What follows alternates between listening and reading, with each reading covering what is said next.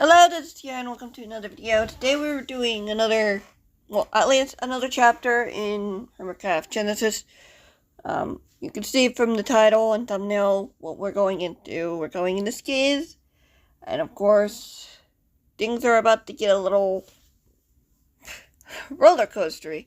And yeah, let's get right into the video. I don't really have to tell you much, but just so you know, there are captions available. So if you are interested in just reading along while you watch me pattern, then that's fine. That's totally fine. But that is always up to you. If you choose not to, that's also fine as well. Chapter 7. Liam vanished from the doorway, his footsteps fading down the hall when Skizz arrived at the bedroom door. The YouTuber arrived at the secret staircase. There's a jump there. The whispers of voices floating up from the secret tunnel. They're not down there, are they? Kate appeared beside him, eyes wide with alarm. This seems pretty intense for 3 guys, Liam said. Kate slipped past the YouTuber, taking every couple of steps down. I'm coming, the girl cried. Skizz followed, glancing back in time to see Haley right behind him. What happened? You should be recovering, Kate. What happened? You should be recovering, Kate, Clara replied. Blake and Liam were hovering over the 2 figures leaning against the wall, while Clara observed. The older woman was looking at Kate, meeting the girl's eyes. I feel fine, Kate crossed her arms. She didn't hurt me. Clara shook her head. Are you okay with helping locating hidden cameras with Josh and Isaac? The girl hesitated. Skizz spotted the 2 boys standing a few feet away from the group. They were scouring the walls with their hands as Skizz swallowed. Were there hidden cameras down here? That mean they weren't safe? Who would have put cameras in if there are any? Skizz asked, crossing the distance. That's what I want to know, Clara sighed, nodding over at Haley as she joined the other 2 boys and with medical assistance. Skizz stared down at the 2 figures lying against the wall. I found these 2 trying their best to fend off their attackers. 2 men were taking on impulse, leaving Jem to deal with the remaining guy. Who did this? Kate demanded, her eyes blazing with unquenchable flame. Who did this to them? Clara looked over her shoulder, back toward the hidden closet, where they had found Pearl. Not any of Rhinestone's men, or Campbell's. Then who? Skizz put a hand on the girl's shoulder. They were part of the rebels, weren't they? They wore our uniforms, but they weren't ours. But why? Why would they do this? Jem and Impulse didn't do anything to them. They befriended Stampy, Clara said bitterly. That's reason enough for them. The girl trembled. Skizz squeezed her shoulder gently. Where did they go? They booked it as soon as we showed up, Blake replied, looking up from the patients. They knew they were outnumbered. So there were only 3 of them? Seems like it. Blake nodded, helping Liam bandage Impulse's right arm. An ugly red gash stretching down it. Both of the hermits were beat up pretty badly. Their clothes ripped in places. Part of one sleeve of Impulse's black tee was completely torn off. Jem's overalls faring no better, stained red with blood. Bruises formed on their faces, dotting down their arms as well. Bile swelled in Skizz's throat. The YouTuber clenched his jaw. Those men would pay for this. But why would befriending Stampy be a bad thing? Kate asked softly. Skizz pulled the girl into a hug. Gerald accused him of being a traitor, Liam said, moving over to tend to Jem's injuries. He told us that Stampy was the one who had given the cords to our safe house. It was pretty obvious that wasn't the case for my brother and I, but of course, most of those people weren't there to see what that man did to him. It's why my brother's been so wary about letting more people help. It attracted the wrong kind of people. They'll believe anything they want to believe. Haley shook her head. Gerald was quite convincing. But he's dead, Kate demanded. That experiment Rhinestone did on me, it didn't work. It didn't do anything to me. Are you sure about that? Liam looked up at the girl. She only stabbed me with a syringe, which left a nasty bruise on your arm. Liam pointed to the girl's left shoulder. Kate looked over at it, facing the boy with confusion. The healing factor that Gerald had kicked in. Impulse didn't see it when he checked earlier today. Skizz piped in. Really? Liam nodded. You don't feel anything? Nothing, Kate replied. I'm not even sure if I should be. Hey, I'm right there with you, kiddo. Skizz grinned, nudging her playfully with a fist. All I really remember about that experience was the pain. It hurt for you too? Kate looked up at the YouTuber. Skizz hesitated before nodding. Still fuzzy for me, but I do remember my host feeling that stabbing pain before passing out. It felt like I was being dipped into a pool of lava. Kate shuddered, and she frowned. What do you mean by host? I don't know.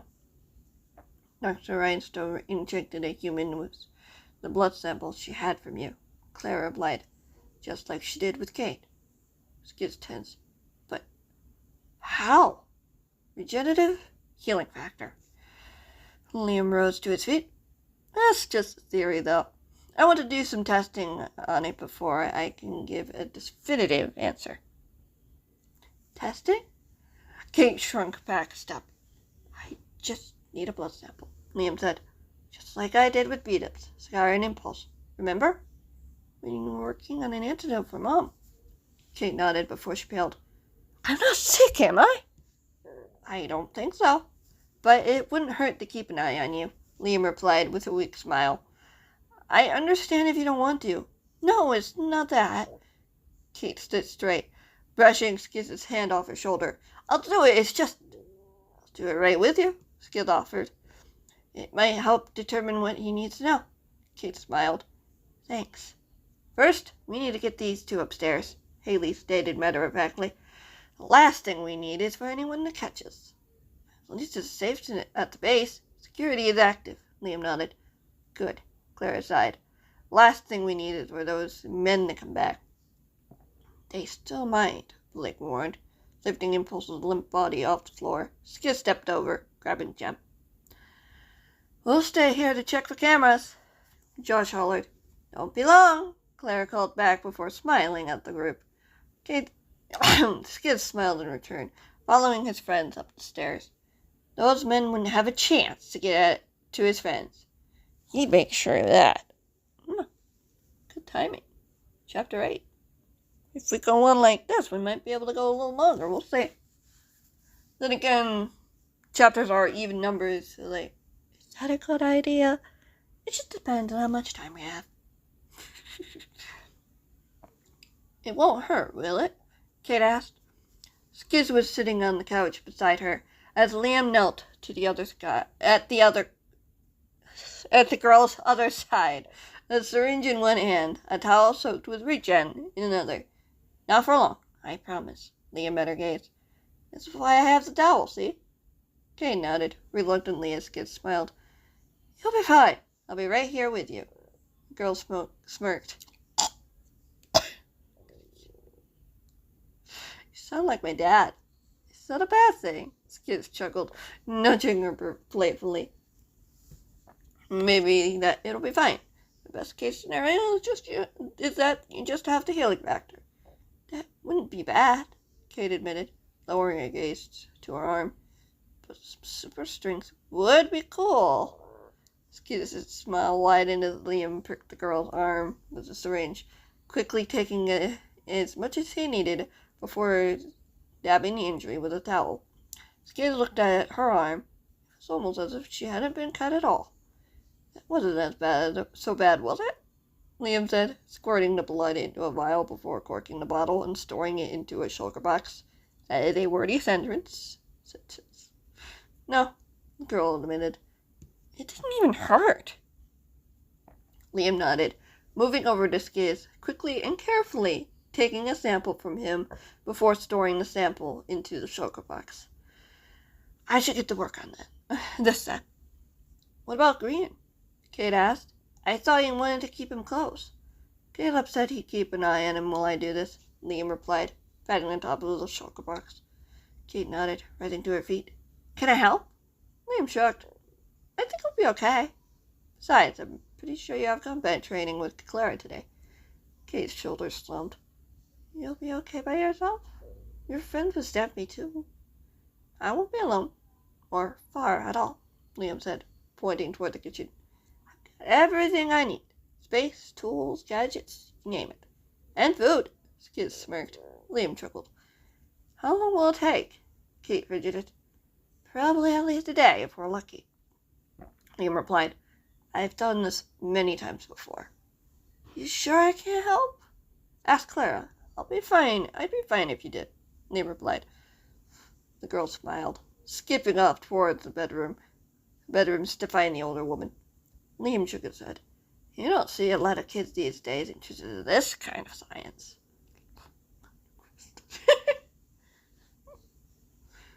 It's wizardry, that's what it is, Skizz replied, getting to his feet. How does that even work? I basically separate and examine the blood cells, see what's in there. When I do, I test normally to check for antibodies or anything else that you say. A YouTuber's blood seems to be much richer compared to a human's, which means there's a higher ratio of red and white blood cells compared to humans. Much higher. Skizz raised an eyebrow. If an average human has about one white blood cell to every 600 or 700 red blood cells, guessing the ratio would be 2 to 4 white blood cells for every amount for YouTubers. Lesser side for hybrids. Granted, I don't know how to use books. I'm just guessing. 2 to 4? Skizz's eyes widened, shaking his head. Where did you get all this? It's from one of the classes I took at school before I became a teacher myself. Liam beamed as Kate skipped back into view. She said I could help, Kate said brightly. Liam picked up the shulker box. That's great. I could use a helping hand. He looked over at Skizz. You'll be okay? I'll probably check on Dippledop and the girls, Skizz said. Liam nodded, satisfied with the answer as Kate gave him a cheerful wave before disappearing into the kitchen.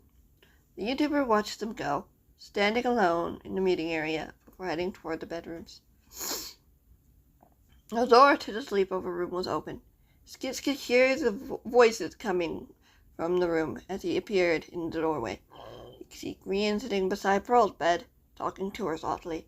On the other bed lay Gem, her bruises already starting to fade, thanks to the healing factor.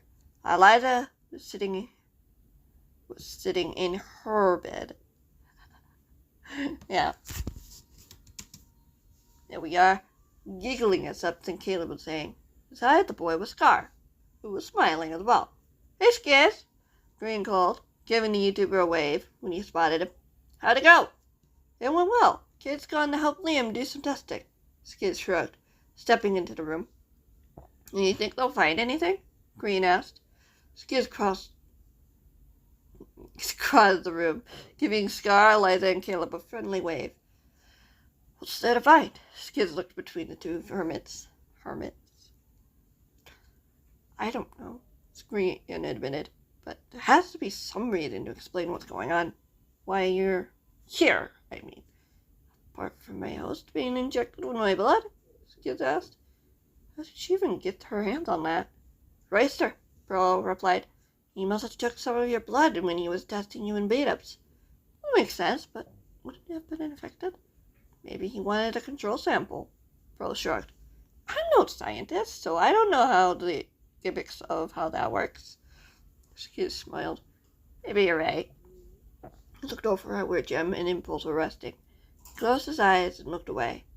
What would have happened if he'd gone after Impulse? Could they have avoided this? Maybe he should have gone. He shouldn't have let his best friend run off on his own. Skizz shook the thought of his mind. Impulse hadn't been alone. Clara had gone right after him, and the boys came as backup. But why would she have tried to bring you back?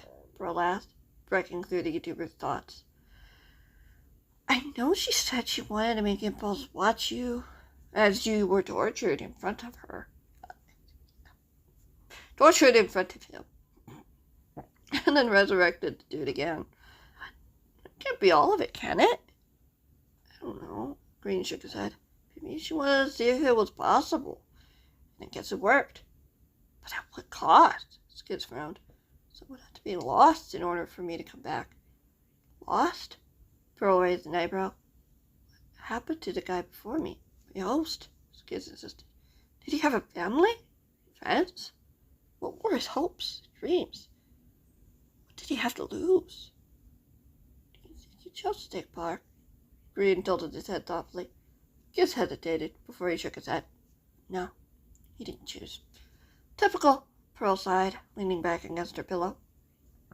Hopefully Liam can find some sort of explanation. Green sat up straighter. If we know what Rainstone is doing, we'll have a better chance of stopping her. I'm with you on that one, G. Pearl smiled. The trio shared smiles with each other before Skizz cleared his throat.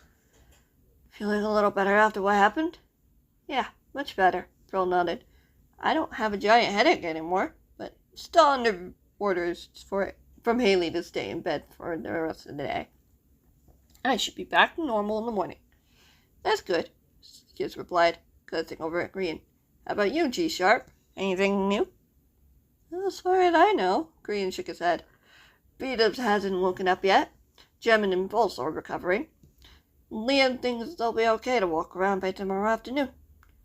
Should I give a call to Top to see if he can come by then? So they can work on the cameras and whatever else Clara wants them to do. Skizz looked over at his shoulder. It wouldn't hurt. Sure would keep Impulse busy, Pearl chuckled. I hope so. He looked terrified when Gem woke up. I think he could feel her pain. Green tensed, nodding. I felt it too. Just means she was calling her army to her aid. Pearl grinned. And they came a-running. Green giggled. Sure did. We have some time to do chapter 9. That did not mean to rhyme. And I rhymed again. Let's keep going. Skizz opened his eyes, fighting himself in darkness. No, not complete darkness. He was in a forest. The tall spruce trees stretching up high above him as he sat up. The stars above scattered across the midnight black canvas. There was no moon, no familiar silver glow illuminating the forest. As he rose to his feet, brushing off the wet moss he'd been lying on. Where was he? Something about it seemed to feel familiar, yet not familiar at the same time. Had he been here before? He blinked, allowing his eyes to adjust to the darkness. The branches of the spruce trees above him swayed silently, as if dancing to a song he couldn't hear. Hello? Skizz turned in a full circle, taking in his surroundings. He was alone. At least, he was pretty sure he was alone. Don't be ridiculous, Skizz shook his head, ignoring the ripple of goosebumps scattering down his arms. He couldn't shake the feeling. Something about this place wasn't quite right. Is anybody there? Skizz shouted into the trees, his voice echoing through the branches and up into the starlit sky. Silence was his only response. Skizz swallowed, taking a step forward, looking over his shoulder. Seeing nothing, he took another step, followed by a third. He faced forward, scanning the trees, daring for one of them to come alive, or for something to pop out of the shadows and... What exactly? How could he even be sure that this was a dangerous place? There were no sounds of the typical hostile mobs he was used to. Zombies, skeletons, spiders, creepers, and the occasional slime. Not going to mention the Enderman. This place seemed to be peaceful. Too peaceful to be real. Was it real? Were any of his friends here? Had Rhinestone found them and taken them to this place? Or was he dreaming? Hadn't his fellow friends mentioned traveling to some dream world? Wasn't sure. He'd learned a lot over the last few hours. catching up on everything he missed, what his friends were up to, when he disappeared. Well, technically when he died? Skizz sighed. It wasn't time to ask these questions right now. He needed to figure out where he was and find his friends. Yet, he didn't feel anything that was just from his worn barrel, especially not his best friend. Where was Impulse? Green? Scar? What had happened? He kept walking, unsure where his feet were taking him. The silent forest seemed to taunt him, casting dark, ominous shadows of men in black, leather armor, or camouflaged uniforms that both did and didn't look like those of the cause. He vaguely remembered the crimson uniform that some of Gambit's own goons had been worn before. Nope, not even gonna go there. Skizz shoved away the train of thought as he squared his shoulders and straightened, pausing in his tracks when he heard something. Or had he? Was it just his imagination, or was he hearing a whisper? A dark, eerie whisper in the breeze. A menacing threat. An ominous warning. Skizz turned toward the sound, squinting as he noticed something ahead.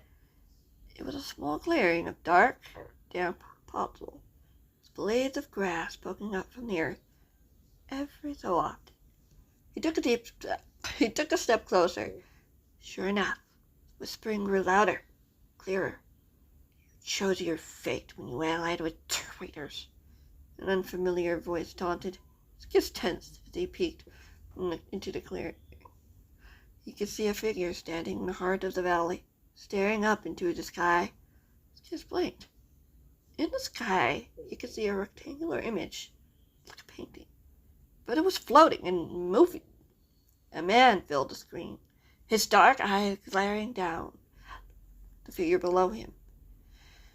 He sneered at the figure below, who didn't move. This is what you both get for believing in his lies.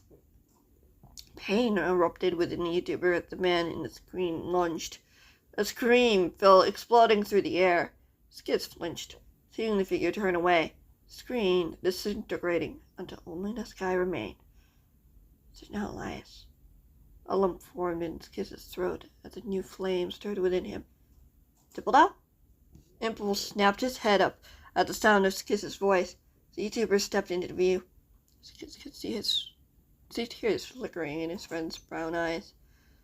You found it, Impulse whispered. What is this place? What were you seeing? What's going on?